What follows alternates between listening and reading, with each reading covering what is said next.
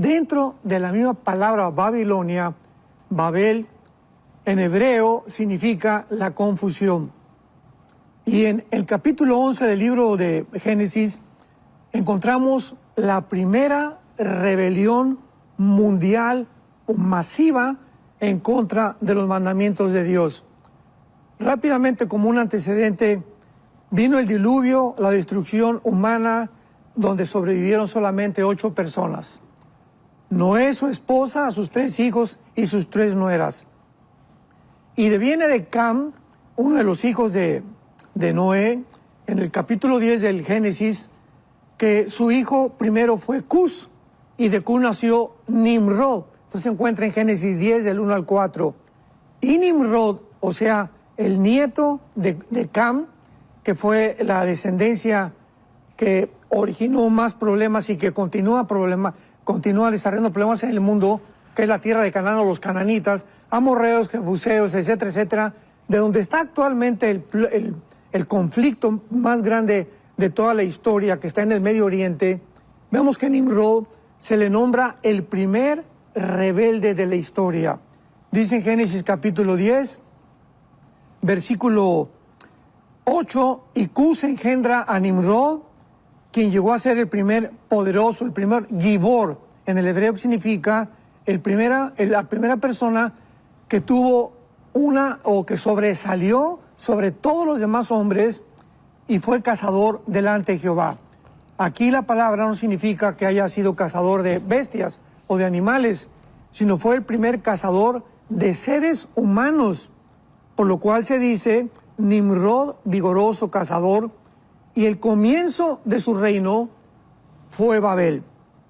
Así que tenemos una estructura muy delineada, muy clara en la Biblia, donde Babel comienza a levantarse el grupo de personas que se opusieron por primera vez de manera masiva, repito, en contra de los mandamientos de Dios. ¿Cuál era la rebelión de este grupo de hombres en el tiempo de Nimrod, que fue el que levantó la torre de Babel en contra de Dios?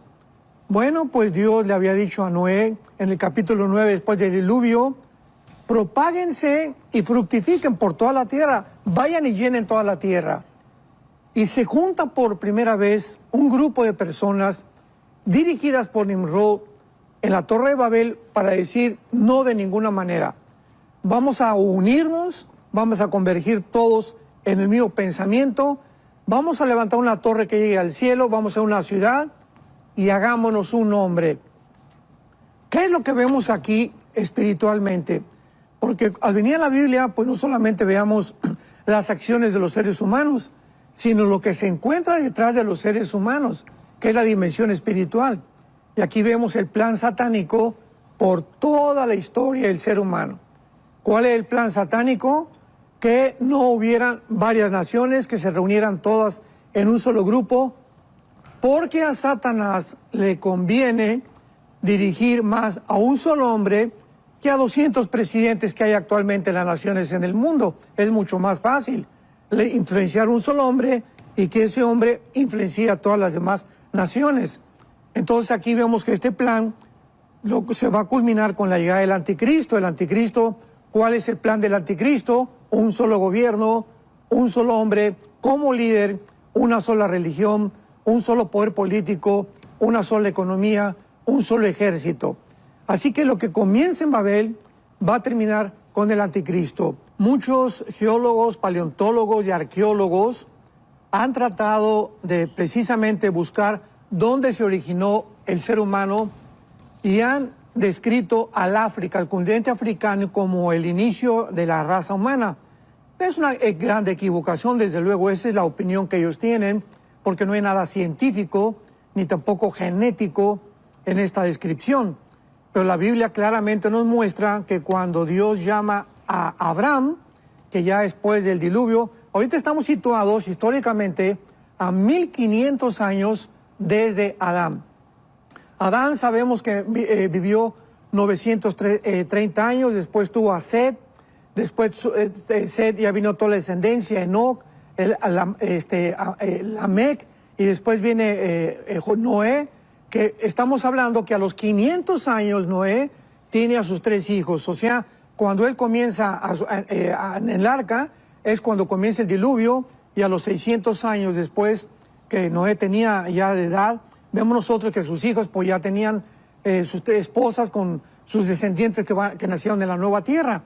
Pero esto es importantísimo porque cuando Dios llama a Abraham, lo llama de Irak, de Ur de los Caldeos, Génesis capítulo 11, capítulo 12. Y cuando vemos que viene de Irak, toda esta zona de la Mesopotamia que acabas de mencionar, que está dividida por 2 ríos, el Tigris y el Éufrates, aparecen en Génesis capítulo 2, donde se encontraba el huerto del Edén. O sea que bíblicamente no hay vuelta de hoja. Sabemos claramente que el origen de la civilización tuvo lugar en el Medio Oriente. Y es importante que así como aparece el río Éufrates, desde el principio de la civilización y Babilonia, termina en el Apocalipsis 9, el río Éufrates, donde están atados 4 principados satánicos que van a ser desatados en la tribulación, y Babilonia también.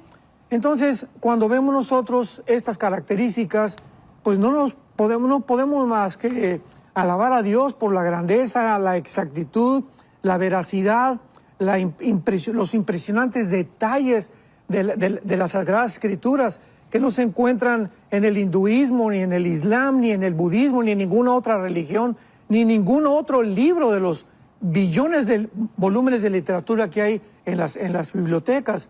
Entonces la Biblia nos describe claramente el origen de la humanidad, y cuando vemos que después del diluvio ya se reúnen, como decíamos anteriormente, masivamente para irse en contra de Dios, es importante que podamos entender el plan que hay detrás, porque en esto tenemos que enfatizar. Es Satanás el que desde el principio de la humanidad ha tratado de destruir la semilla que Dios profetizó en Génesis 3:15. Entonces, toda la Biblia lleva una línea de una semilla. Toda la Biblia está caracterizada genéticamente, porque el Mesías tenía que venir de la semilla de Eva, de la primera mujer que se le llama la madre de las naciones, ¿verdad? Entonces, Eva tenía que ser la progenitora para que pudiera descender de ella la semilla, y tenía que ser un varón el que vendría como Mesías.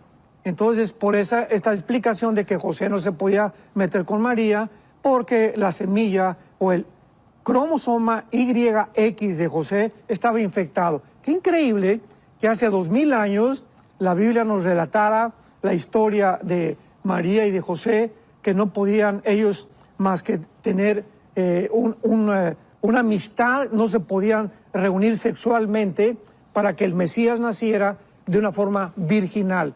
¿Y por qué? Porque la Biblia lo explica desde el principio del Génesis, claro, que la semilla de la mujer iba a herir a Satanás, y la semilla de Satanás iba a herir entonces a lastimar al Mesías. Entonces aquí lo encontramos claramente definido. Y otra cosa importante es la siguiente: el capítulo 10 del Génesis no está cronológicamente ordenado con el capítulo 11 del Génesis, porque el capítulo 10 del Génesis es el resultado de la dispersión del capítulo 11. O sea, que el capítulo 10 debería ser el capítulo 11 y el capítulo 11 debería ser el capítulo 10, porque la Torre de Babel es primero, y ya después de esta dispersión que hubo, vinieron entonces las 70 naciones que se encuentran en el capítulo 10. Y lo vemos también en el libro del Apocalipsis. Si vemos Apocalipsis capítulo 13, ya el anticristo está gobernando. En el capítulo 11 apenas está saliendo la bestia del abismo. En el capítulo 17 ya está gobernando o comenzando a gobernar con las religiones del anticristo. Ni entonces el Apocalipsis, concluimos, tampoco es un libro cronológico ordenado, sino que Dios los ha puesto de esta manera para que nosotros podamos estudiar, investigar y poder acomodar, ordenar las cosas, para que en eso está nuestra responsabilidad. Dios nos diseña y nos da las piezas del rompecabezas y nosotros las acomodamos. Entonces muchas veces no tenemos el rompecabezas que creíamos que podíamos tener hasta que continuamos estudiando las Sagradas Escrituras. Nos encontramos exactamente a 1500 años desde Abraham. O sea, el diluvio tuvo lugar 1500 años a partir de Adán, perdón. Entonces, de Adán al diluvio, a Noé, estamos con 1500 años de historia. Ahora, esto es claro porque en esos 1500 años de historia, ¿qué idioma se habló? ¿Qué lengua se habló? El hebreo, con algunas variaciones de arameo, porque el arameo ya lo absorbieron más en la cautividad babilónica hasta el tiempo de Daniel. Entonces encontramos que aquí tenían, dice Génesis 11:1, toda la tierra una sola lengua, que es la palabra Safán, con ese de Samuel en el hebreo, y una misma palabra. O sea, hasta aquí todo el mundo hablaba hebreo. Y cuando viene esta dispersión y este juicio de Dios en contra de esta obra que estos hombres querían hacer, las lenguas son cambiadas, y esto es increíble porque hasta este momento no existe ninguna descripción de ningún lingüista, de ningún etimólogo que pueda decirnos cómo se originaron los lenguajes. Sabemos que tenemos raíces hebreas, griegas y latinas principalmente, que son el fundamento casi de todas las lenguas que se hablan actualmente en el mundo. Y después los dialectos que ya se derivaron de algunos lenguajes como barbarismos, ¿verdad? Etcétera, etcétera. Pero este es increíble porque dice la Biblia que entonces tenían unas mismas palabras y entonces salieron del oriente, venían todos este grupo de personas y se juntaron en la llanura de Sinar. Génesis 11:2. Cuando hablamos y oímos en la Biblia la tierra de Sinar, esto es muy importante, la tierra de los caldeos o Babilonia, estos tres términos se refieren al mismo punto geográfico. La tierra de Sinar y la tierra de los caldeos es Babilonia, que es precisamente Siria e Irak del tiempo moderno. O sea, donde se encuentra ahorita Irak y Siria, esa porción territorial es lo que en la Biblia se llama la palabra Babilonia. Y ahí es de donde el anticristo va a surgir. Bíblicamente, bueno, ya hemos hablado mucho de esto, pero ahí también va a reconstruirse un centro comercial, Zacarías capítulo 5, que va a controlar el mundo entero en el comercio y que va a ser destruido en Apocalipsis 18 con la Babilonia comercial. Entonces, esto es importante porque los lenguajes fueron confundidos por la ambición del ser humano de independizarse de Dios. Y es interesante también que los seres humanos en la segunda etapa dijeron, bueno, ¿verdad? Pues es la llanura de Sinar, y de ahí en adelante, durante toda la Biblia, esta zona geográfica es la más importante satánicamente, porque en Apocalipsis 9, cuando viene ya el juicio de las trompetas, vemos que hay 4 ángeles, como mencionábamos, atados junto al río Éufrates, que se encuentra en el área de Babilonia. Y esto es interesante también porque el presidente Saddam Hussein, en los 90, cuando él quiso reconstruir Babilonia, y se va a reconstruir bíblicamente, pues mandó poner hasta las monedas con una esfinge de él de un lado, con el lado de Nabucodonosor del otro lado, e inició construcciones tremendas que todavía están cerca de Bagdad, porque ahorita ya Bagdad no existe, hay otra ciudad que tiene otro nombre, pero ahí están las construcciones de lo que Nabucodonosor construyó y Saddam Hussein quiso renovar.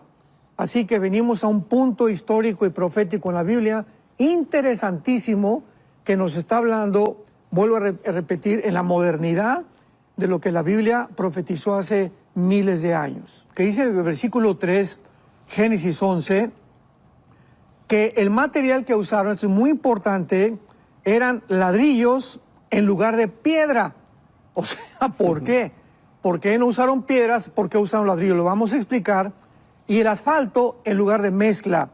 Cuando aparece aquí la palabra asfalto, shemar en el hebreo, es el adobe o el cieno, ¿verdad? Que son materiales, pues realmente, que no son duraderos, en otras palabras, no es cemento. Y en lugar de mezcla, la palabra mezcla o mortero, ¿verdad? Es el mortero con agua. Pero más adelante encontramos nosotros que cuando Dios le ordenó a Israel construir el altar o las cosas que iban a hacer tenían que ser de piedras, no podían atreverse los judíos a usar otro material mezclado como el que hicieron en la Torre de Babel, porque Dios hizo las piedras, o sea, todo lo que encontramos en la naturaleza son piedras, y dijo Dios, esto yo lo he hecho para que ustedes hagan y construyan con lo que yo he hecho. Meterse a hacer una construcción para los judíos con asfalto o con ladrillo implicaba la mano o el esfuerzo del ser humano.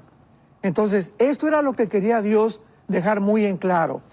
Si ustedes usan asfalto y mezclan otras cosas, que fue lo que hicieron en Babel, no, aquí Dios estaba fuera de la ecuación, vemos que es la obra humana, y toda obra humana será deshecha, porque no fue hecha conforme a la voluntad de Dios. Por eso la piedra era tan importante, porque las piedras no las hicimos nosotros los seres humanos, las hizo Dios. Así que el altar que tenían los judíos, o las obras de los judíos, tenían que ser forzosamente de piedra. Luego dice que cuando se reunieron ya para poder determinar qué iban a hacer con estos materiales hechos por manos humanas y no por Dios, edifiquémonos una ciudad. Y es exactamente esta ciudad la que el anticristo va a construir, que se encuentra en Apocalipsis capítulo 18. Perdón. Y una torre. La torre nos habla de una religión. Vámonos al cielo. Por medio de nuestros esfuerzos, vamos a tratar de impedir también que si viene otro diluvio, pues ya el diluvio no nos alcance, porque vamos a hacer una torre mucho más alta que el diluvio para que ya el agua no nos alcance. Este es el propósito de estos hombres. Pero principalmente nos habla, cuando la palabra Babel es confusión, que es lo que implica todas las religiones del mundo. Podemos llamarle como querramos a las religiones del mundo. Todas las religiones fueron inventadas por nosotros. Son métodos que nosotros hemos iniciado para sustituir siempre a Dios. Siempre será todo lo que el hombre haga independiente de Dios. Está sustituyendo, como dice Romanos 1, lo que Dios quería para nosotros. Habiendo conocido a Dios, no le glorificaron como Dios, ni le dimos gracias, y se envanecieron en sus razonamientos, su corazón fue entenebrecido, y profesando ser sabios, el ser humano se convierte en necios. Y este problema lo enfrentó la mujer samaritana. ¿Cómo el Nuevo Testamento explica todo lo que sucede en el Antiguo Testamento? Porque la mujer samaritana, ¿se acuerdan? Juan capítulo 4, era una mujer religiosa, pero llevaba ya 5 maridos. Pero cuando Cristo comienza a platicar con ella, la mujer religiosa, escuchemos con mucha atención, aquí está la clave, le dice a Jesús, bueno, ustedes dicen que en ese templo en Jerusalén y nosotros que acá, ¿quién tiene entonces la verdad? Es la pregunta de todos. Oye, ¿qué religión es la verdadera? Los musulmanes dicen que Mahoma, los hindúes que Vishnu, Krishna y Shiva, los budistas dicen que Gautama Buda, etcétera, etcétera. ¿Cómo puedo saber la verdad? Y Jesús le contesta a la mujer samaritana con 2 palabras nada más, deshaciendo lo que es todas las religiones. O sea, ninguna religión te va a ayudar, ni en ninguna religión se encuentra la salvación. La exclusividad de la salvación, le dice Cristo, mujer, créeme a mí. O sea, no creamos ninguna otra religión, ningún otro libro, creámosle a lo que Jesús dijo. Nadie va al Padre si no es por mí. Así que cuando le creemos a Jesús, ¿y dónde está Jesús? Pues en las Sagradas Escrituras. Y venimos a la palabra de Dios a encontrar las palabras de Jesús. En sus palabras vamos a encontrar la vida eterna. En la Biblia encontramos las teofanías, que son las apariciones de Dios en forma humana, como el ángel de Jehová, por ejemplo, que es un término que se usa para que veamos que era Jehová realmente, en la persona de Cristo ya en el Antiguo Testamento, en forma humana apareciéndose a los hombres. Nos habla Dios de los ojos de Dios, que sus párpados ven, sus ojos examinan. Nos habla en Daniel 7 que Dios está sentado. Para que esté sentado, pues tienes que tener la figura humana, con el pelo blanco, como un anciano, etcétera, etcétera. Y todas estas formas en las que la Biblia usa, o este lenguaje, es para que nosotros podamos, en el limitado conocimiento y lenguaje que tenemos, poder entender o a buscar una cosa que pudiera ser paralela a lo que espiritualmente Dios nos quiere describir. Y por eso dice el versículo 6 de Génesis 11, dijo Jehová, el pueblo es uno, o sea, ya nada los va a hacer desistir. Y han comenzado y nada les hará desistir ahora de lo que han pensado hacer. Siempre cuando Dios ve que el ser humano, tanto individual o familiar, o nacionalmente o mundialmente, llega el punto en el que yo no quiero saber nada de Dios, yo voy a hacer esto, yo voy a hacer aquello, no hay ningún problema. Ahí es cuando viene el juicio de Dios. ¿Y sabes cuál es el juicio de Dios? Dejarte hacer lo que tú estás haciendo. Entonces, si alguien quiere insistir en hacer algo, Dios tiene que intervenir. Entonces, mundialmente, ahorita el mundo ha llegado a un punto donde no vamos a hacer a un lado a Dios, y Dios, ¿qué va a hacer? Va a confundirlos, porque es como están los seres humanos ahorita confundidos, como está ahorita el presidente de Estados Unidos completamente confundido, como está el de Francia, como están en Inglaterra, etcétera, etcétera, porque es el juicio de Dios. Ya podemos ver el juicio de Dios en las naciones por el amor de Dios. Estamos bajo un juicio muy grande, y después del juicio, ¿verdad? Dice la Biblia que primero Dios va a juzgar a la iglesia. Primera de Pedro, el juicio comienza en la iglesia y ya comenzó Dios a hacer muchos juicios muy grandes en las iglesias cristianas en el mundo entero. Y al mismo tiempo va a juzgar al mundo, porque después el mundo sigue, y si Dios está juzgando a las iglesias ya, pues el juicio va a ser más grande contra el mundo.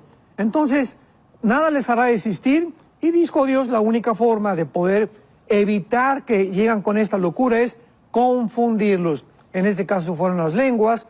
En el siglo XX Dios está confundiendo la mentalidad, la forma de hacer las cosas, los planes que estamos tratando para desarrollar como el Foro Económico Mundial. Escuchemos esto, ya Klaus Schwab, el director del Foro Económico Mundial, ya salió hace algunos meses. ¿A quién creen ustedes que dejó Klaus Schwab en el Foro Económico Mundial?